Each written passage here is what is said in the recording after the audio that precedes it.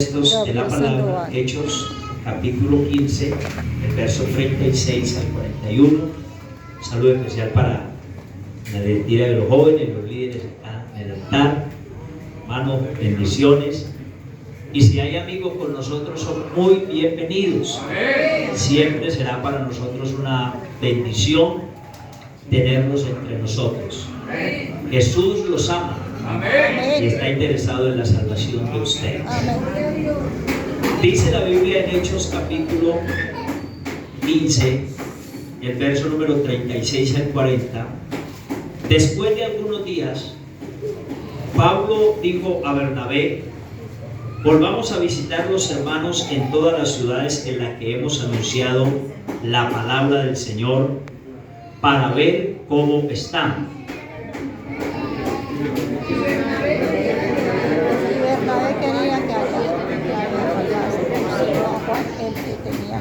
Pero Pablo no le parecía bien llevar consigo al que se había apartado de ellos desde Panfilia y no había ido con ellos a la obra.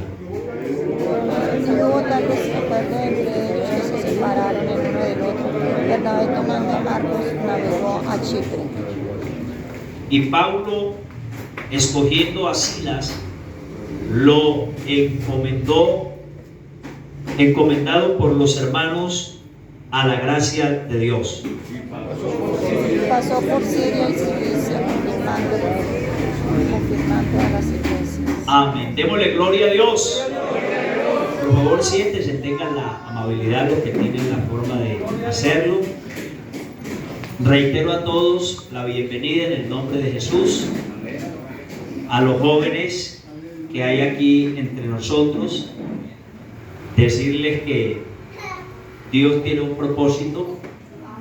Amén. Y que el propósito de Dios debe cumplirse en la vida de cada uno de nosotros. Amén. El salmista David dijo: Jehová cumplirá su propósito en mí. Y es bonito poder llegar a conocer cuál es el propósito de Dios con mi vida. Entendemos que el propósito primario al cual el Señor nos ha llamado es para que seamos salvos. Pero en tanto en que disfrutamos de esta salvación y que nos vamos de este mundo, estamos llamados a hacer la obra que Dios nos ha encomendado.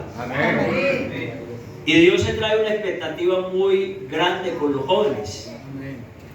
¿Por qué? Porque en los jóvenes están las fuerzas. El apóstol Juan dijo: os escribo a vosotros jóvenes porque sois fuertes, os escribo a vosotros jóvenes porque habéis vencido al maligno, os escribo a vosotros jóvenes porque la palabra de Dios mora en vuestros corazones. Amén. Así que un cristiano bien ubicado en el propósito de Dios estará a la disposición para ser usado por Dios en el momento que Dios lo requiere. Amén. Y Dios siempre querrá usarnos precisamente cuando haya una necesidad. Por eso cantamos y le decimos al Señor que nos use cuando alguien necesita de Él. Amén, amén. Porque ser usado es ser movido por Dios en favor de su obra, en favor de lo que Él quiere bendecir. Y le digo esto bajo el contexto de este precioso lema, la noche de Pablo y Silas, y decirle que lo importante no fue la noche, porque hubiese podido haber sido también en la tarde lo que pasó con ellos, o hubiese podido haber sido también en la mañana, y estaríamos hablando esta noche de la mañana de Pablo y Silas. Lo que menos nos llama la atención es el horario en que se dieron las cosas. Lo que más nos impacta es lo que hicieron. Pero lo que nos debe invitar a una reflexión es por qué Dios hizo con ellos lo que hizo. Allí quiero invitarlos para que centremos nuestro pensamiento. Nosotros muchas veces estamos observando los resultados, que son importantes, pero si estamos perdiendo de vista los procesos para poder obtener los resultados. Y claro, la Biblia tiene una metodología de siembra y de cosecha. El labrador, para participar de los frutos, tiene que trabajar primero. Y ese es un resultado de la obra del Espíritu Santo, lo que pasó con ellos en la cárcel, aquella noche donde se encontraban en aquella prisión. Pero hicieron lo que hicieron, primero porque Dios los usó. Segundo, porque estaban preparados para ser usados por Dios. Amén. De no haber sido de esa manera, se hubieran perdido de la oportunidad de que hoy la historia estuviera hablando de esa hazaña tan apoteósica que el Señor les permitió vivir. Por eso quiero que usted me entienda que una de las responsabilidades que tenemos nosotros los pastores es la formación de los santos para la obra del ministerio.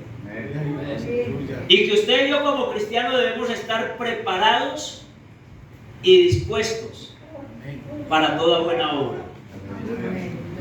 ¿Cuándo querrá usarnos el Señor? No lo sabemos. Pero de que debemos estar preparados para cuando llegue el momento en que Dios quiera usarnos, debemos estar preparados. La Biblia comienza diciéndonos, en el capítulo 15 del libro de los Hechos, la iglesia vivió una crisis. Y era una crisis doctrinal, porque algunos hablaban de circuncidar a algunos judíos que ya habían sido bautizados y otros decían que no había necesidad de circuncidarlos. Y eso trajo una situación difícil a tal punto que se tuvo que convocar un concilio para poner en orden las diferencias doctrinales que habían entre ellos. Después de ese concilio, entonces Pablo le dice a su compañero Bernabé que vayan por las provincias a visitar las congregaciones que ya habían establecido para ver cómo estaban los hermanos. Y Bernabé quiso llevar consigo a un hermano que se llamaba Juan Marcos.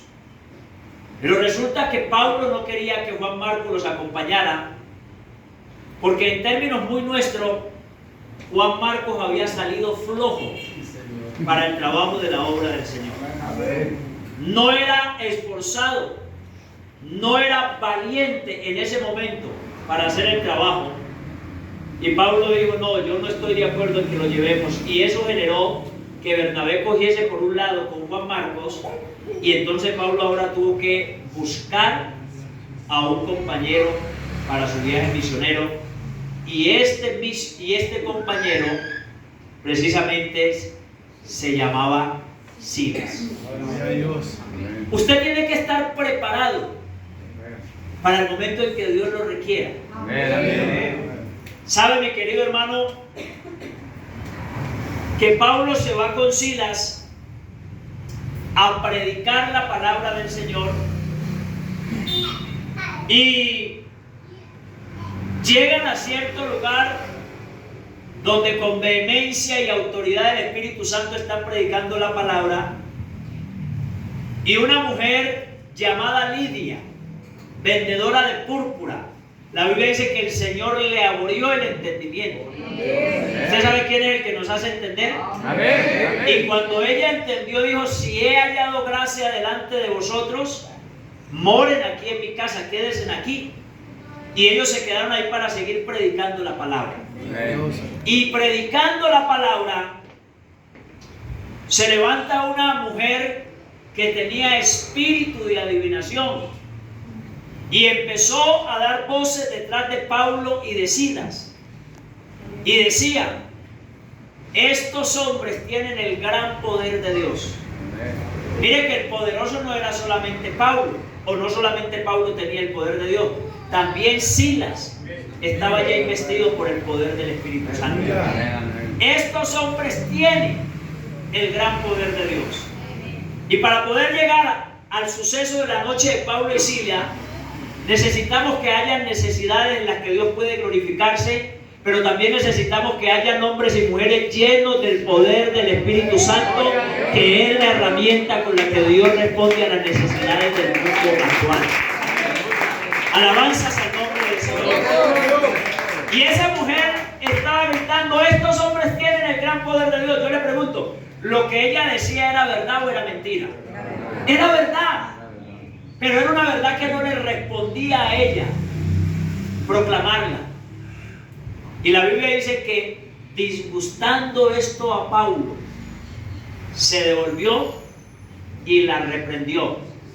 Y esa mujer quedó libre de ese espíritu de adivinación.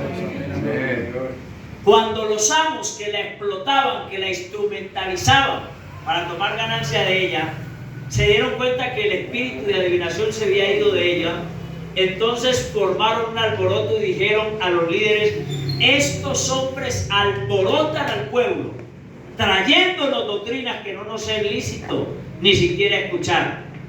Y esa fue la causa por la que Pablo y Silas fueron tomados cautivos y llevados a una prisión de máxima seguridad. Si usted y yo, inspirados en Pablo y Silas, queremos ser usados, tenemos que estar dispuestos también a pagar el precio para que Dios pueda glorificarse en la vida de cada uno de nosotros. Y se los llevaron. Y la Biblia dice que los metieron ¿dónde? En la celda de más adentro. Y como si fueran cual delincuentes homicidas, los ataron con cadenas y con grillos. Por eso le hablo de una prisión de máxima seguridad. La celda de más adentro, y atado las manos y los pies con cadenas y con grillos. Si esos hombres no hubieran tenido madurez espiritual, si esos hombres no hubieran tenido el poder del Espíritu Santo gobernando sus vidas, ¿usted sabe cuál hubiera sido la actitud de Pablo y Silas allá en la cárcel? Hubieran dicho: no vale la pena servir a Dios. Nosotros es que sirviendo a Dios, y miren lo que Dios nos mete. Miren cómo Dios nos avergüenza. Miren lo que Dios ha permitido que estén con nosotros, porque el que no es espiritual no percibe las cosas que son de Dios. Amén, amén, amén. Ellos no entraron quejándose, maldiciendo, renegando. Ellos entraron y ni la cárcel de más adentro, ni las cadenas, ni los grillos que les colocaron pudo apagarles la visión y el espíritu que tenían de parte de Dios. ¿Y por qué quiero contarle eso de esta manera? Porque si queremos que Dios nos use a otro nivel, tenemos que entender también que vamos a pasar por procesos en los que tenemos que ser hallados fieles, en los que tenemos que contar con la unción del Espíritu Santo, que es el que nos ayuda a permanecer en la salvaguardia de la verdad y en el propósito para el cual Dios nos haya salvado. ¿Usted no ha visto hermanos que dejan de servir a Dios por cualquier cosita? ¿Qué tal si los metieran a la cárcel? Yo no voy a servir porque este año no soy el líder. Y a Julano lo tuvieron en cuenta y a mí no. Y pasó el pastor y no me saludó. Y la líder y no me tuvo en cuenta. Y lo miran a uno por encima. Y hay creyentes que se desvanecen con simplezas. Amén. Amén, amén. Y de ese carácter espiritual Dios no te va a usar. Amén, amén. Por eso lo que Dios quiere es perfeccionar a los santos para la obra del ministerio. ¿Y sabe qué es perfeccionar? Perfeccionar es un acto progresivo. Es una obra del Espíritu Santo en el que usted va creciendo, en el que usted va tomando músculo espiritual, en el que usted va cimentando la fe, la confianza, en el que usted va creciendo en el servicio. Eso es crecer. Y cuando usted crece, cuando usted alcanza una madurez, Dios dice, está hecho, está listo para ser usado en cosas grandes. Amén. Amén. Yo estaba mirando y muy paradójicamente el nombre de Pablo y de Silas significa lo mismo.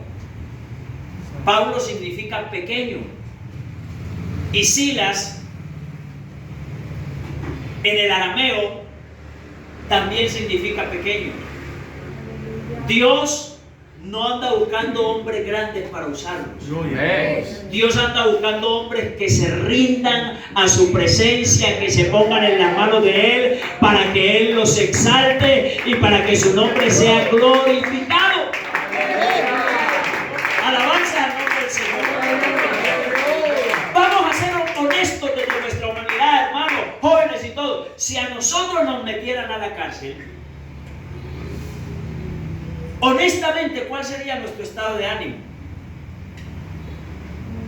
Nos haríamos la pregunta que se hizo David cuando el mundo se le fue encima, o lo que la gente le preguntaba a David: ¿dónde está tu Dios?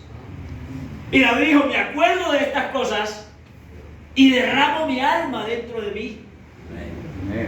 Si a alguien que no está en el propósito de Dios lo llevan a la cárcel, es posible que hasta su fe se quiebre, porque va a entrar a cuestionar a Dios. Alabanzas al nombre del Señor. Gloria a Dios.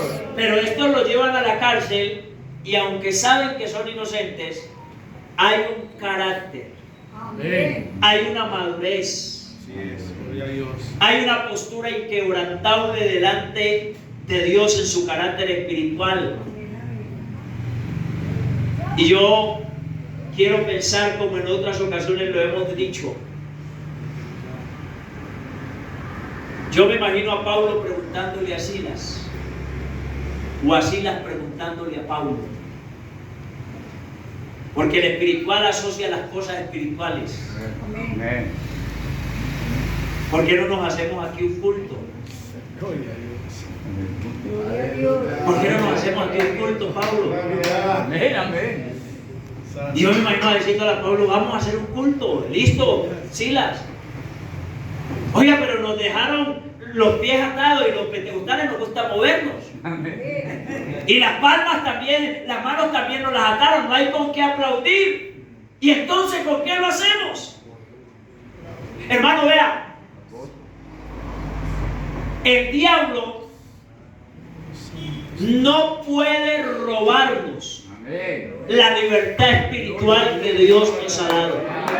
Por eso la Biblia dice: están libres en la libertad con la que Cristo nos hizo libres. Y como el diablo es astuto pero es bruto, cometió el error de atarle los pies, de atarle las manos, pero le dejó la boca suelta. Y un pentecostal con la boca suelta le figuró alabar a Dios en espíritu y en verdad. Y empezaron a cantar himnos y salmos y a glorificar a Dios. Y cuando uno empieza a adorar a Dios, como lo hizo Pablo y Silas en la cárcel, ¿saben qué hace Dios? Dios viene y se mete en ese culto, porque Él habita en medio de las alabanzas de su pueblo, y donde está el Espíritu de Dios, allí hay libertad. Y dice la Biblia que a la medianoche es la hora más trascendental de la crisis en la Biblia. ¿A qué hora llegó el esposo por las vírgenes? A las 12. A la medianoche. Jesús colocó una parábola y dijo: ¿quién de vosotros, si supiera que a la medianoche ha de venir el ladrón, no minaría su casa? En una hora de crisis, ellos dijeron: hay que alabar a Dios. Yo no sé usted qué lectura le está haciendo al mundo, pero solamente hay que darle una miradita al mundo para entender que el mundo entero está en crisis, que el mundo está bajo el poder del maligno, y llegó el momento del protagonismo espiritual de la iglesia, donde la iglesia tiene que salir a proclamar que tenemos la respuesta para un mundo que está en crisis. Pero ¿quién va a salir? ¿Quién va a ir? ¿Quién se va a dejar usar? Quien esté preparado para que Dios tome su vida. Amén. ¿Y qué dice la Biblia? Que a la medianoche cantaban himnos y salmos. ¿Había piano en ese culto? ¿Batería? ¿Había comité de aplausos en ese culto? ¿Quién es el que hace el estruendo aquí? ¿Quién es el que sacude esto? ¿Quién es el que nos hace arder el alma? ¿Quién es el que lo obliga a usted a llorar, a postrarse de rodillas, a batir las palmas? Esto lo ha movido y lo sigue moviendo la unción del Espíritu Santo, la que produce gozo en la vida de los creyentes. Cantaban himnos y salmos, y oiga bien, hermano, cuando ellos están cantando himnos y salmos, Dios viene y se glorifica. Amén, amén. Y los cimientos, la estructura de la cárcel se conmovió y se abrieron las celdas. Y el carcelero, que conocía muy bien el sistema penal de Roma y que sabía que un solo preso que se le volara lo hacía digno de una corte marcial, cuando vio eso, prefirió más bien echarse sobre su espada, quitarse la vida. Pero los hombres que estaban ahí llenos del Espíritu Santo, los autores de ese culto, le dijeron: no te haga daño, porque todos estamos aquí. Amén. Y precipitándose pidió luz. Quiere decir que esto no solamente es avivamiento, esto también tiene que traer salvación. Esto no puede ser una situación del momento, de la emoción. Esto tiene que traer frutos por el Espíritu Santo que nos ha sido dado. Y le dieron la esperanza al que ya no la tenía. Lo calmaron, tranquilo, todos estamos aquí. Y ese hombre dijo: los necesito, no solamente aquí. ¿Qué tengo que hacer? Si hay una pregunta que nos alegra escuchar de las personas que no conocen a Dios, es cuando nos preguntan qué tienen que hacer para ser salvos. Y ellos, llenos de gozo, le dijeron: cree en el Señor Jesucristo. Amén. Y serás salvo tú y toda tu casa. Y de ahí ese culto salieron a hacer la refán a la casa del carcelero. Porque la obra de Dios es perfecta, la obra de Dios es gloriosa, la obra de Dios es majestuosa. No hay Dios como nuestro Dios. De manera que para tener experiencias como la que tuvieron estos hombres, hay que prepararnos. Ellos no llegaron a la cárcel a prepararse, llegaron preparados. Por eso el cristiano tiene que estar enteramente preparado y dispuesto a Amén, la amén. obra. ¿Qué tal que nos trajeran aquí un endemoniado ahorita? Y que le digamos a que entra el endemoniado: de unos 8 días que vamos a orar, ténganlo ahí que ya volvemos. ¿Ah? Se tiene que ir y se tiene que ir ya. Aquí tenemos que estar preparados. Hermano, a veces, así como Dios le generó a Pablo esa oportunidad y a Silas ese escenario de ir a la cárcel para glorificarse allá, a veces Dios nos genera a nosotros los mismos espacios y las mismas oportunidades. Pero como no estamos preparados, entonces se va la oportunidad de que Dios use mi vida y tendrá Dios que usar la vida de otro. Porque al fin y al cabo Él hará su obra. Amén. Cuando ellos llegaron a la cárcel ya venían con la unción del Espíritu Santo. Y eso es algo por lo que la iglesia del Señor debe seguir luchando. Y debemos seguir adelante. Mire, mi querido hermano, Jesús era muy consciente de la responsabilidad que le iba a confiar a los discípulos. Y por eso la mayor parte del ministerio público de Jesús, más que predicar, puede enseñar a sus discípulos.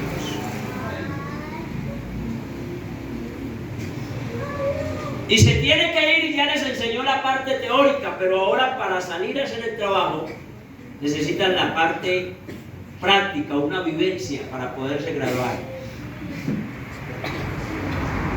Y les dicen: no se vayan a ir.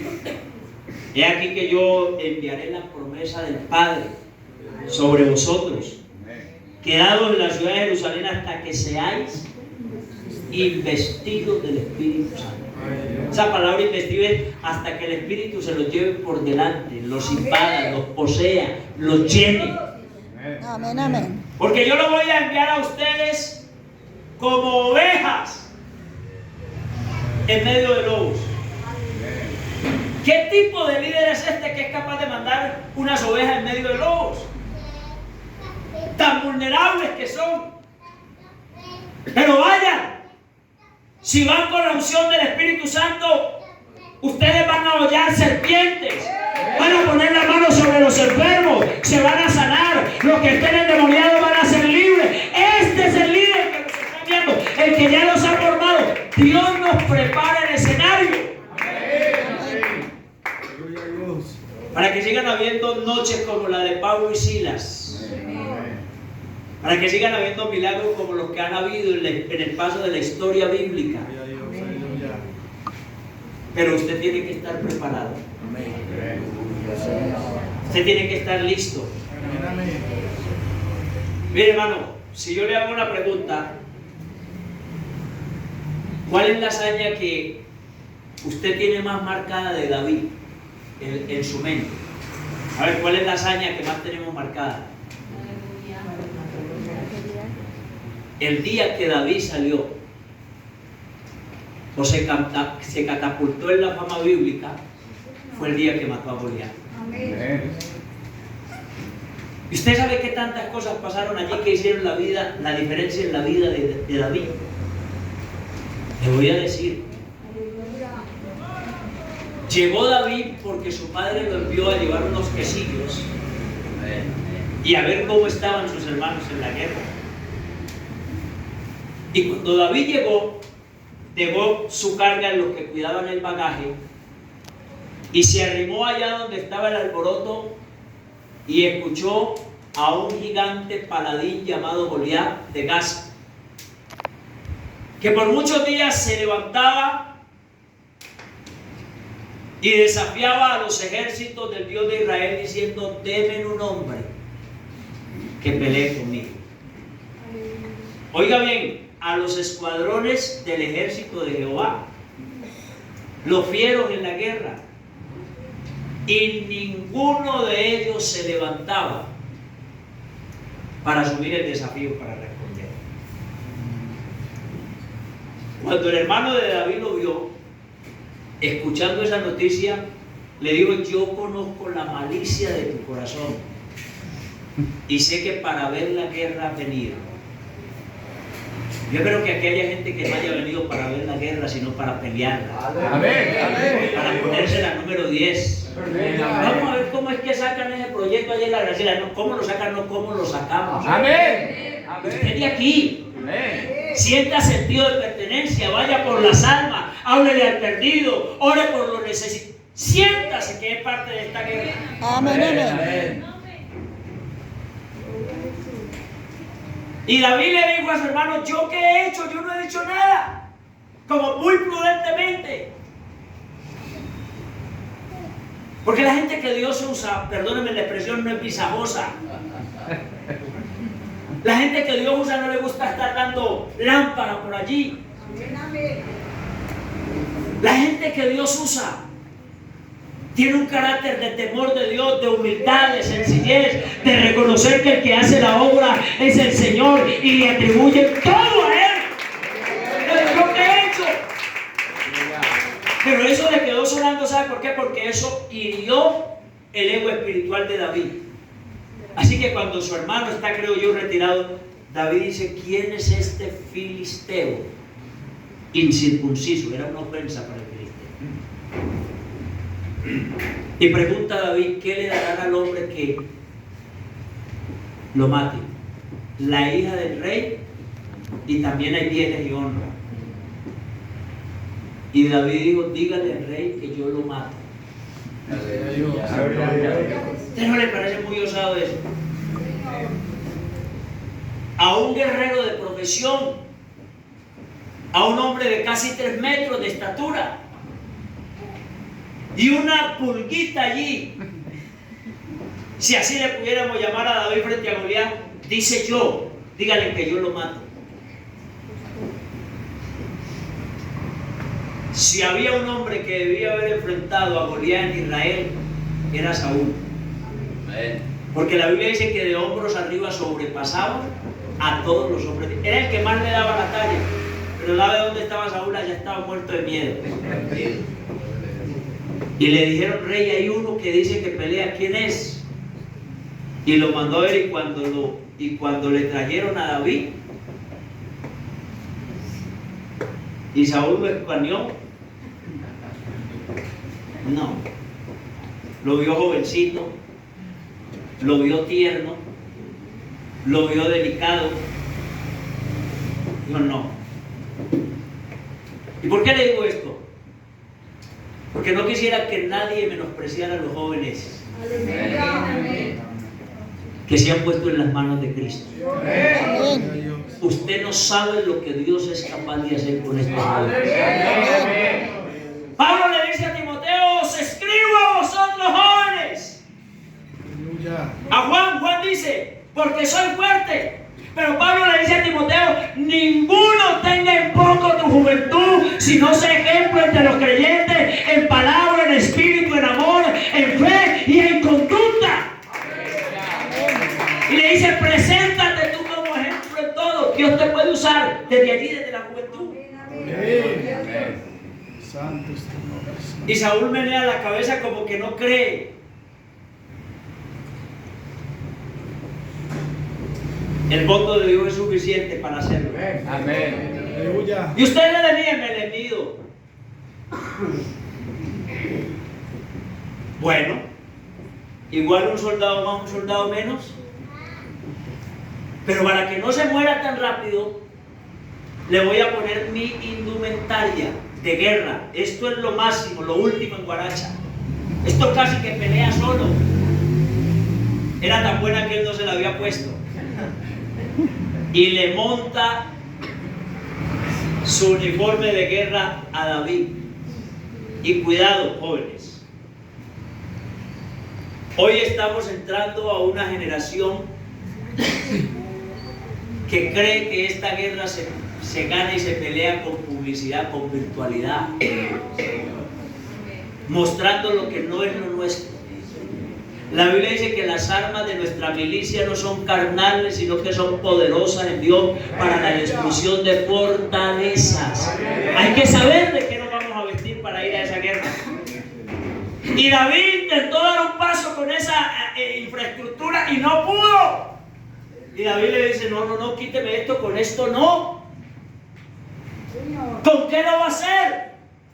¿Cuál es su experiencia? Y David le cuenta algo que Saúl no sabía. Le dice, mire, yo soy pastor de las ovejas de tu siervo Isaí. Valiente gracia. Ser pastor era lo más vergonzoso que había. Y las ovejas que mi padre me ha confiado las defiendo. Y si viene un oso o un león para llevarse alguna de mis ovejas, yo lo tomo por la quijada y lo despedazo como despedazando un cabrito. ¿Quién es este que destroza osos y leones? Si a nosotros a veces vamos a evangelizar y nos sale un pinche en una casa, caemos al otro andén. ¿Quién es este que usted yo hago eso? Ah, bueno, hágale. Yo le voy a preguntar una cosa, porque lo que yo quiero que en esta noche, sobre todo mis jóvenes, me entiendan, es que para que Dios nos use en el milagro que quiere hacer, debemos estar preparados. Amén. Amén, amén. Amén, amén. ¿Usted qué cree que David le dijo a Saúl, espérenme aquí? Y a Goliat también le dijo, Goliat, espérenme aquí un momentico que yo voy a ir allá al riachuelo, salgo y traigo unas piedras y ya vengo. ¿O usted cree que David andaba preparado? Porque hay que estar preparado para toda buena obra. Amén. Oye, hermano Luis, que pase que hay una necesidad. Pastor, lo necesitamos, aquí hay un endemoniado. Hermano, estoy ocupado, no puedo ir, pero ya le mando uno que se lo echa afuera ya. Líder de los jóvenes, usted tiene que estar listo. Amén. Presidente de evangelismo tiene que estar listo. Dama Dorcas tiene que estar. La unción del Espíritu Santo no es exclusividad de los pastores. Dios le ha dado a la iglesia la unción del Espíritu Santo para que vaya por el mundo, para que hagamos la obra que Él nos ha encomendado, para que seamos imparables. Pero hay que estar preparados. David no fue al arroyo. David tenía sus piedrecitas en el saco pastoril. Y estaba tan decidido. Necesitamos gente decidida, hermano. Amén. Porque hay gente claudicando. Este año no le sirvo, el otro sí, vamos a ver. ¡No! Todo lo que te viniere a la mano para hacer, hazlo ahora, según tu fuerza. La oportunidad es hoy. Amén. Y David salió con ganas de dar la pelea. ¿Sabe qué dice la Biblia? Que David se adelantó a la línea de batalla. Yo no sé si ustedes vivieron esa cultura, pero algunos que somos modelo 82 hacia atrás, por ahí cuando estábamos niños, íbamos a pelear con un compañerito y empezamos con una magadera, y que el que toca mano toca cara, y una raya ahí, que el que toque primero la raya. Y de allá viene la historia de que el que pega primero pega dos veces. Y era una magadera y a lo último ni peleábamos, porque nadie decidía. David, cuando fue a la raya, se adelantó a la línea. Es decir, yo vengo decidido, esto ya está claro, esto no es negociable, esto ya lo traigo codificado. Y saltó a la línea. Y cuando Goliat lo vio, lo menospreció su hermano. Se puede menospreciar en la casa. Lo menospreció el rey, que era Saúl. Te puede menospreciar una autoridad. Y ahora lo ves el grandulón y dice: ¿soy yo acaso perro para que me envíen esto a mí?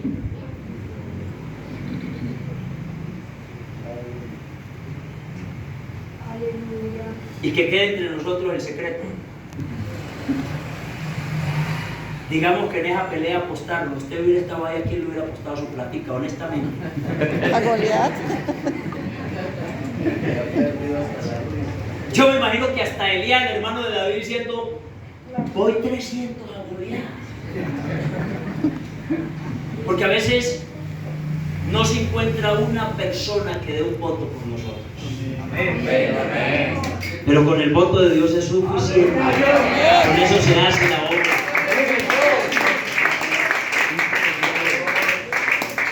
¿Quién fue el abogado que sacó a Pablo y a Silas de la cárcel? Jesucristo. ¿Cuánto duró ese trámite? ¿A cuánto hubo que sobornar para que saliera de la cárcel? ¿Quién es el que pelea nuestra causa? ¿Quién es el que nos defiende? ¿Quién es el que nos libera? ¿Quién es el que nos abre puertas? Y si no las hay, las hace, pero de que pasamos al otro lado, pasamos. La noche de Pamplona fue una noche de experiencia personal, pero también una noche que llevó bendición a la vida de los que no conocían a Dios. Y sonaron las campanas y yo me imagino a Goliat diciendo: en el primer round se acaba esta pelea. Y tenía la razón. Lo que no sabía era quién era el que iba a ganar. Y salió para resolver el detalle rapidito y con mucho desprestigio y pericia, como un hombre de madurez y de guerra, lanzó su lanza. Y la Biblia dice que David la esquivó, ¿verdad? El Espíritu Santo nos da habilidades Amén. para no ser dañados. Poderoso es Dios para guardarnos siempre, el cual también lo hará. Y yo me imagino que tiró la lanza con toda la fuerza de su alma. tuvo una sola oportunidad. Y el Espíritu Santo que estaba con David, que guardaba a David, entonces como un arma teledirigida salió en una dirección contraria porque Dios guardaba a David. Y la única oportunidad que tenía Goliat la perdió. Pero ahora es la oportunidad de David. Y sin mucho estruendo, sin mucho visaje, David toma su piedrecita y le dice al gigante. Y óigame bien, el gigante de David cayó allá en el valle de Elá, pero todos lidiamos con un gigante que hay que tumbarlo. Amén. Porque si no lo tumbamos, nos tumbará. Amén, amén. Y con su piedra, hermano, la toma como defendía sus ovejas y le dice: tú vienes a mí con espada, con lanza y con jabalina, pero yo voy a ti en el nombre de Jehová de los ejércitos.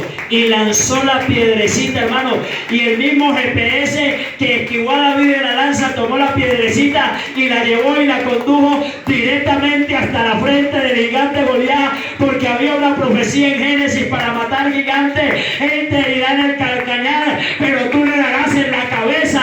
Goliat es tipo de Satanás, y cuando la piedra que lanza David se va hacia Goliat, le da entre la cabeza y el casco, y lo que era la gloria de los filisteos cayó como un castillo de naipes, derribado frente a la gloria del Dios de Israel. ¿Sabe por qué, mi querido hermano? Porque es más poderoso el que está con nosotros que el que está con ellos. Así que no se me amilane, no sienta miedo. ¿Y ahora qué hacemos? Lo mismo que hemos hecho siempre: poner al Señor como nuestra esperanza. Amén, amén. Poner al Señor como nuestra porción. Aleluya. La noche de Pablo y Silas fue la de Pablo y Silas.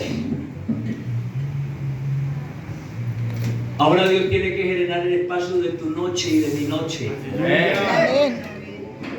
Que las generaciones que vienen detrás de nosotros puedan contar también que hubo una noche para nosotros. Que hubo un gigante que a nosotros también Dios nos permitió derribar. Y óigame bien, y lo voy a invitar para que esté en sus pies porque voy a hacer una oración. Óigame bien lo que le voy a decir, muchachos. No pierdan la oportunidad de ser usados por Dios en este tiempo. Amén. Esta es nuestra oportunidad. Es nuestra hora. Es nuestro momento. Había un pueblo que se había enseñoreado sobre los hijos de Israel y los oprimía.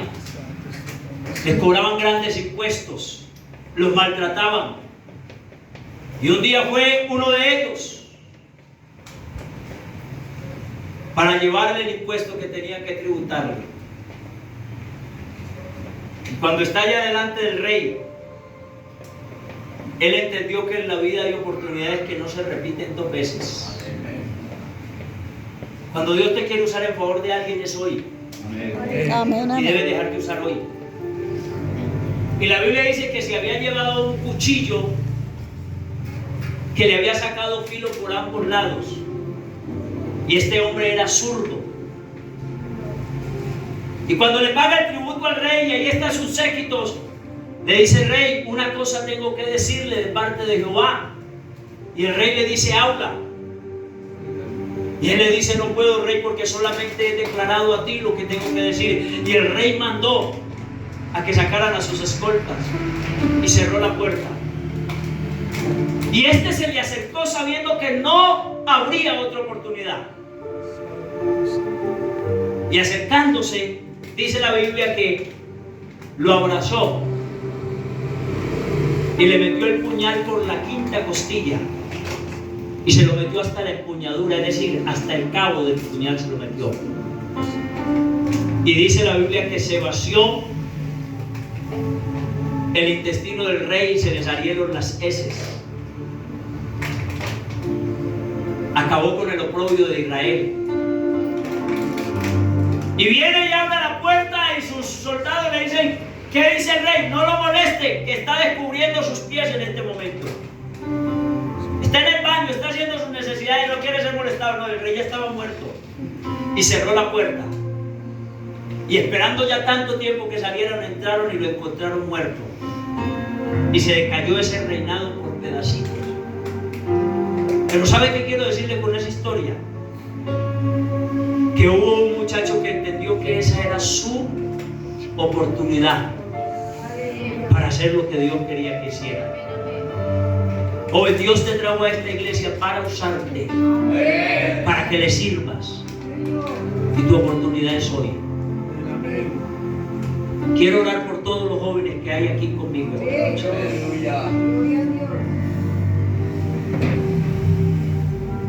Por todos los jóvenes y las jovencitas. No queremos jóvenes ociosos,